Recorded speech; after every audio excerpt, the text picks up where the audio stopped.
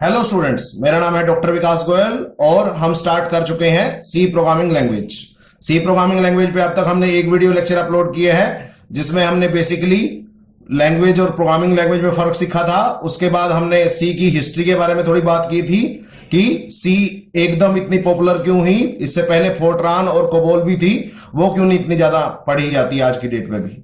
उसके बाद हमने सीखा था कि सी प्रोग्रामिंग लैंग्वेज आज की डेट में कहां कहां यूज हो रही है। ऑलमोस्ट हर ऑपरेटिंग सिस्टम में, हर वेब ब्राउजर में, हर डेटाबेस मैनेजमेंट सिस्टम में और डिवाइस ड्राइवर में और कंपाइलर्स में सी प्रोग्रामिंग की यूज पड़ता है। साथ साथ रोबोटिक्स, इंटरनेट ऑफ थिंग्स और एम्बेडेड सिस्टम में भी आपकी सी लैंग्वेज आज की डेट में यूज होती है। तो अब सेकेंड लेक्चर में हमारा टॉपिक है features and characteristics of C language. आपको पता है कि सी प्रोग्रामिंग लैंग्वेज 1972 में इन्वेंट हुई थी और आज तक ऑलमोस्ट 50 इयर्स हो चुके हैं। स्टिल ये काफी फेमस है और काफी ज्यादा पढ़ी और यूज की जाती है। तो what are the basic reasons behind it, तो आज हम उनकी बात करेंगे। तो it's main features are, first है it is a general purpose programming language. What does it mean, अभी समझेंगे डिटेल में। उसके बाद सेकंड है it is a powerful and robust programming language. क्या मतलब है अभी और डिटेल में समझेंगे। थर्ड है मॉड्यूलर और प्रोसीजर ओरिएंटेड प्रोग्रामिंग लैंग्वेज है। फोर्थ स्ट्रक्चर्ड प्रोग्रामिंग लैंग्वेज है। Fifth simple and small programming language है। Sixth middle level programming language है। क्या इनका मतलब होता है अभी डिटेल में बात करेंगे। सेवंथ है इसको सिस्टम प्रोग्रामिंग लैंग्वेज भी बोलते हैं। ये काफी पोर्टेबल और मशीन इंडिपेंडेंट होती है। ये एक्सटेंसिबल भी होती है, आप इसको एक्सटेंड कर सकते हैं। ये फॉर्मेट फ्री भी होती है। ये केस सेंसिटिव होती है। ये डायनेमिक मेमोरी मैनेजमेंट कर सकती है। पॉइंटर्स का यूज कर सकती है। सी लैंग्वेज को मदर प्रोग्रामिंग लैंग्वेज भी बोलते हैं। क्यों बोलते हैं अभी बात करेंगे। उसके बाद लास्टली ये एक स्ट्रांगली और स्टैटिकली टाइप प्रोग्रामिंग लैंग्वेज है। अब हम समझेंगे इन सब का डिटेल में क्या मतलब है। ध्यान से देखिएगा, आपको हर वर्ड अच्छी तरह समझ में आ जाएगा। स्टार्ट करते हैं। फर्स्ट फीचर है it is a general purpose programming language. General purpose programming language क्या होती है, ऐसी प्रोग्रामिंग लैंग्वेज जिसका यूज हर तरह के प्रोग्राम्स बनाने के लिए किया जा सकता है। जैसे आपको पता है सी लैंग्वेज का यूज आप हर तरह की एप्लीकेशन और सॉफ्टवेयर बनाने के लिए कर सकते हैं, चाहे वो बिजनेस एप्लीकेशन हो, चाहे वो साइंटिफिक एप्लीकेशन हो, चाहे किसी एटीएम का सॉफ्टवेयर बनाना हो, चाहे किसी स्कूल मैनेजमेंट का सॉफ्टवेयर बनाना हो, या ऑपरेटिंग सिस्टम भी क्यों ना बनाना हो। तो हर तरह की एप्लीकेशन और सॉफ्टवेयर को सी प्रोग्रामिंग लैंग्वेज में बिल्टअप किया जा सकता है, डेवलप किया जा सकता है। इसीलिए सी प्रोग्रामिंग लैंग्वेज को जनरल पर्पस प्रोग्रामिंग लैंग्वेज कहते हैं। सी प्रोग्रामिंग लैंग्वेज से पहले जो फोर्ट्रान और कोबोल थी वो सिर्फ स्पेसिफिक कम्युनिटी को टारगेट करती थी, but C programming language first programming language थी जो सब कम्युनिटीज को सपोर्ट करती थी। इसीलिए maximum developers immediately C programming पे स्विच कर गए। सेकंड है powerful and robust programming language. C language के पास बहुत सारे टाइप के data type, built in function, decision control statement, looping control statements etcetera बहुत सारे फीचर्स हैं जिसकी हेल्प से ऑलमोस्ट हर टाइप की रियल लाइफ प्रॉब्लम को इंप्लीमेंट किया जा सकता है। इसलिए सी लैंग्वेज को हम बोलते हैं काफी पावरफुल लैंग्वेज है, हर तरह की प्रोग्रामिंग प्रॉब्लम को ये सोल्व कर सकती है। ठीक है। नेक्स्ट है थर्ड मॉड्यूलर और प्रोसीजर ओरिएंटेड प्रोग्रामिंग लैंग्वेज। जो सी प्रोग्रामिंग लैंग्वेज है कि वो किसी भी प्रॉब्लम को टॉप डाउन अप्रोच में सिंप्लीफाई करती है। तो टॉप डाउन अप्रोच में सी प्रोग्रामिंग लैंग्वेज बड़ी प्रॉब्लम को छोटी छोटी सब प्रॉब्लम्स और मॉड्यूल्स में डिवाइड करती है। उसके बाद हर सब प्रॉब्लम को इंप्लीमेंट करती है बाय यूजिंग सेपरेट फंक्शंस और प्रोसीजर। तो हर एक का अलग अलग फंक्शन में बना दूंगा, अलग अलग प्रोसीजर में बना दूंगा, जिससे मुझे उसको समझना, हैंडल करना, इंप्लीमेंट करना और एरर फाइंड आउट करना, डिबग करना काफी आसान हो जाएगा। ठीक है। तो हम बड़ी प्रॉब्लम को नहीं लेके चलते, उसकी छोटी छोटी सब प्रॉब्लम्स बना देते हैं। जैसे एक आसान सा एग्जांपल लेते हैं। मान लो मेरे पास एक डेस्कटॉप कंप्यूटर है।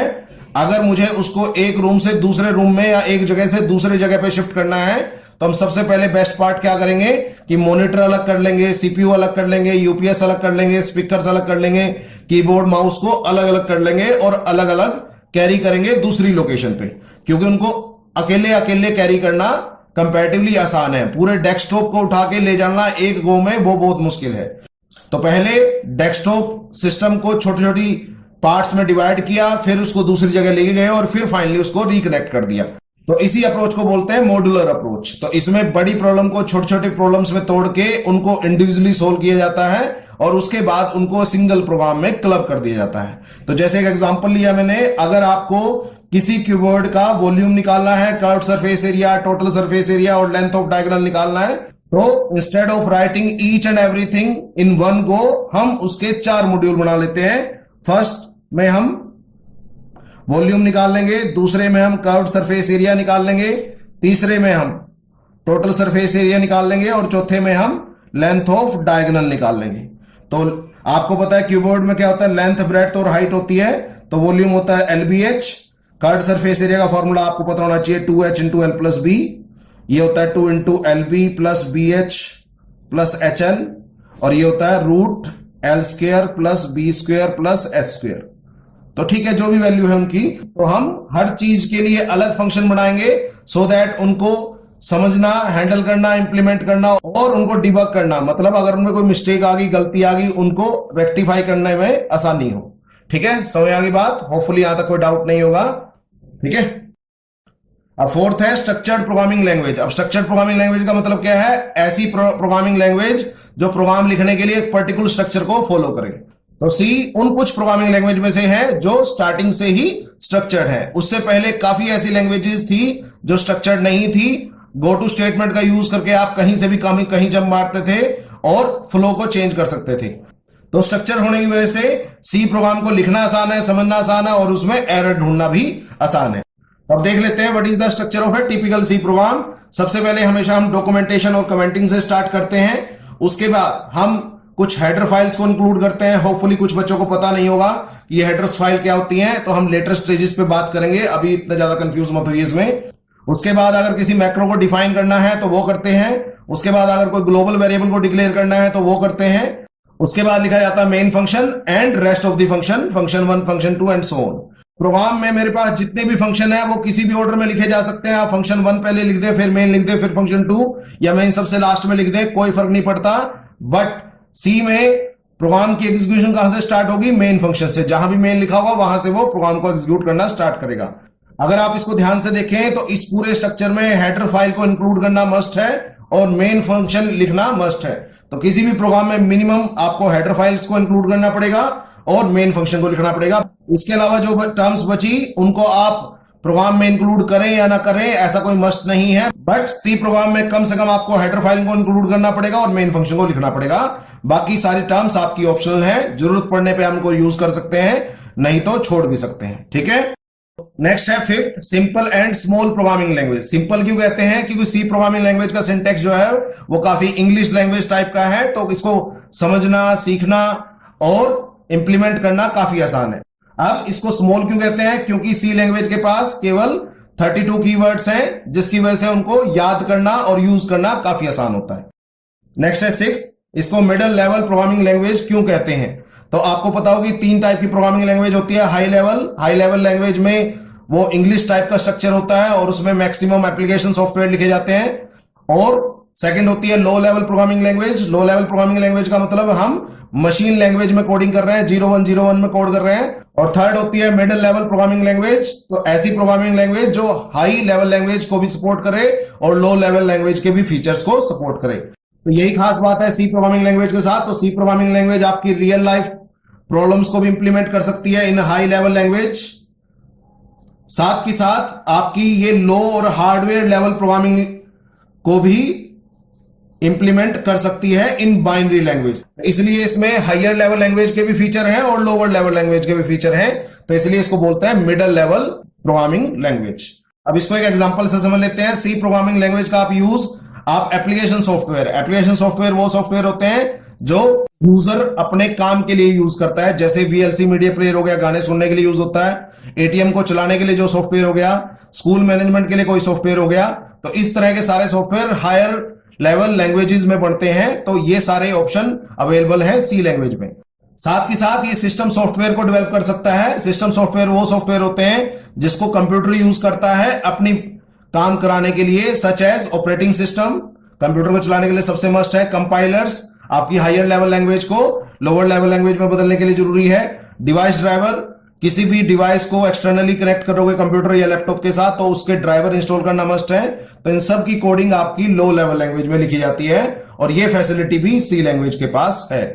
नेक्स्ट सेवंथ है सिस्टम प्रोग्रामिंग लैंग्वेज। अब सी को सिस्टम प्रोग्रामिंग लैंग्वेज क्यों कहते हैं? क्योंकि सी लैंग्वेज का यूज हर तरह के सिस्टम सॉफ्टवेयर को बनाने के लिए किया जा सकता है, जैसे ऑपरेटिंग सिस्टम, कंपाइलर, इंटरप्रेटर और डिवाइस ड्राइवर्स को बनाने में किया जाता है। तो सी प्रोग्रामिंग का मैं यूज किस में कर रहा हूं? सिस्टम सॉफ्टवेयर बनाने में, तो इसलिए इसको सिस्टम प्रोग्रामिंग लैंग्वेज भी हम बोलते हैं। नेक्स्ट है पोर्टेबल और मशीन इंडिपेंडेंट प्रोग्रामिंग लैंग्वेज। तो सी प्रोग्रामिंग लैंग्वेज जो है वो काफी पोर्टेबल है। सी प्रोग्राम का कोई भी सोर्स कोड आप किसी भी मशीन पे लिखिए, आप उसको दूसरी मशीन पे भी रन और एग्जीक्यूट कर सकते हैं विद नो और लिटिल मॉडिफिकेशन। तो मैक्सिमम टाइम तो मॉडिफिकेशंस की जरूरत पड़ती ही नहीं, बट कई बार जैसे ऑपरेटिंग सिस्टम एक मशीन पे 32 बिट का है, दूसरी मशीन पे 64 बिट का है, तो वहां पे अगर कोई चेंज आ जाए तो छोटी मोटी मॉडिफिकेशन की जरूरत पड़ सकती है, बट मोर और लेस मैक्सिमम केसेस में ये जरूरत नहीं पड़ती। तो इसलिए इसको पोर्टेबल और मशीन इंडिपेंडेंट प्रोग्रामिंग लैंग्वेज कहते हैं। तो इसका फायदा क्या है कि अगर आपने कोई भी सोर्स कोड लिखा है कॉलेज की लैब में, तो आप उसको घर पे और अपने दोस्तों के लैपटॉप पे भी रन कर पाएंगे। ऐसा नहीं है कि बाकी जगह रन करने के लिए उसको आपको चेंज करना पड़ेगा। तो that's a good thing about it. Ninth है एक्सटेंसिबल प्रोग्रामिंग लैंग्वेज। तो एक्सटेंसिबल प्रोग्रामिंग लैंग्वेज का मतलब है कि सी प्रोग्रामिंग लैंग्वेज की फीचर्स में हम अपनी कुछ फीचर्स भी ऐड कर सकते हैं।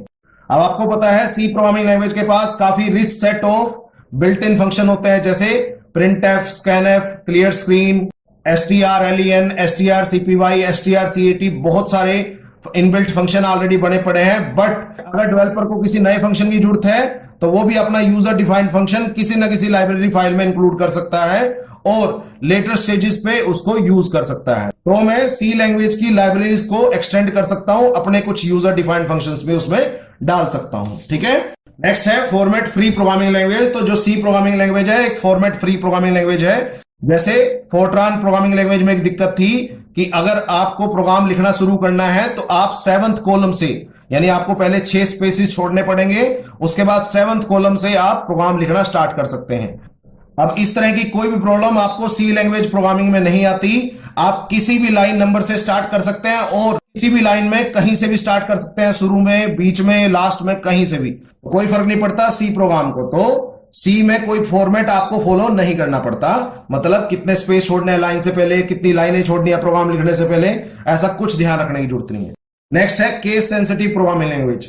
तो जो सी है वो केस सेंसिटिव प्रोग्रामिंग लैंग्वेज है। ये upper case that is capital A to capital Z and lower case small A to small Z letters को इजिली आइडेंटिफाई करती है।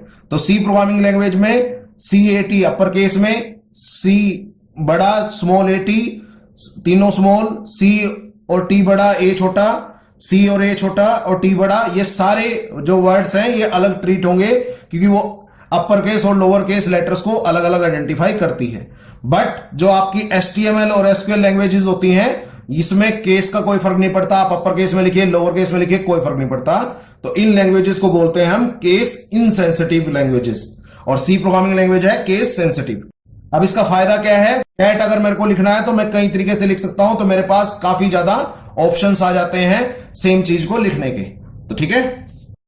नेक्स्ट है डायनेमिक मेमोरी मैनेजमेंट। मतलब आप सी प्रोग्राम को जब रन करेंगे तो आप कभी भी कोई भी मेमोरी लोकेशन अलॉटमेंट करा सकते हैं और उसको डी अलॉट भी करा सकते हैं। तो यूजिंग न्यू, फ्री और डिलीट फंक्शंस। तो जब हम प्रोग्राम करेंगे तो ज्यादा बेटर इसके बारे में समझेंगे।